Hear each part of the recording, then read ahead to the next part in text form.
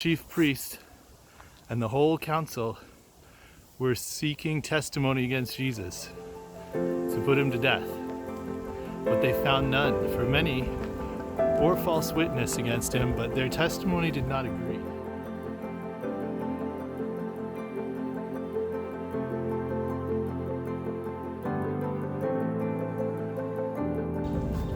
Hey guys, welcome to the video this week. Out here taking a walk on the Wyndham Fire Trail this evening. It's been a little bit cooler now, but it's an awesome day for a little hike, a little walk. Anyways guys, last week we read about Jesus' betrayal by Judas and how all the disciples fled. And today we're going to continue reading where we left off, and we'll read about the night interrogation of Jesus by the Sanhedrin. But before we read today's Bible passage, I want you to think about these two questions. Number one, why didn't Jesus defend himself during this interrogation? And number two, why did they get so angered at Jesus calling himself the Son of Man?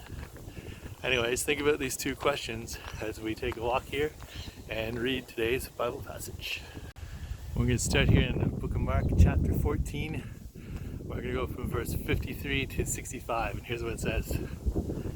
And they led Jesus to the high priest, and all the chief priests and the elders and the scribes came together. And Peter had followed him at a distance, right into the courtyard of the high priest, and he was sitting with the guards and warming himself at the fire. Now, let's pause for a minute, because there's a stark contrast here between Peter, who was warming himself at the fire while Jesus was being interrogated. Peter, it says, only followed Jesus at a distance because of his fear of being captured. And how many of us sometimes also are guilty of following Jesus at a distance by covering our faith with a basket, so to speak, perhaps at work or with our neighbors who we are afraid of maybe straining the relationship with if we tell them about Jesus. But let's continue here at verse 55, where it says, Now the chief priest and the whole council were seeking testimony against Jesus to put him to death, but they found none, for many bore false witness against him, but their testimony did not agree. And some stood up and bore false witness against him, saying, We heard him say, I will destroy the temple that is made with hands, and in 3 days, I will build another, not made with hands. Yet even about this, their testimony did not agree. Now, let's pause here for a minute, because we see that they're unable to accuse Jesus. They're unable to accuse him even with false witnesses who were brought in, right? They were unable to accuse him. Even these liars can't keep their stories straight. Under the scrutiny, they fall apart, just like these liars' testimony did not agree. And in fact, the entire procedure was unlawful, even by their own standards of the Jewish leaders, because they weren't to hold trials at night. And either were they to come to a verdict in the same day as they do here. And they needed time to deliberate what was written in the laws, but that was not the point, right? They weren't following the law. This wasn't a trial. They already had their minds made up. They already wanted Jesus to be killed. They didn't like what he was doing, and they were against him. But let's continue here at verse 60. And at verse 60 it says, And the high priest stood up in the midst and asked Jesus, Have you no answer to make? What is it that these men testify against you?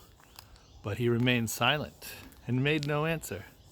Again the high priest asked him, Are you the Christ, the Son of the Blessed? Now let's pause for a minute, because notice here, Jesus doesn't answer liars, right? It says that he remains silent, right? They didn't deserve a response. But finally, the question is asked, are you the Christ? And let's read what Jesus says here in verse 62. And Jesus said, I am, and you will see the Son of Man seated at the right hand of power and coming with the clouds of heaven. Now let's pause again, because Jesus gave them the answer that although instead of driving them to worship, it drove them to hate.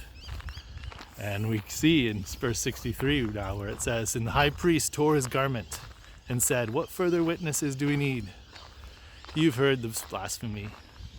What is your decision? And they all condemned him as deserving death.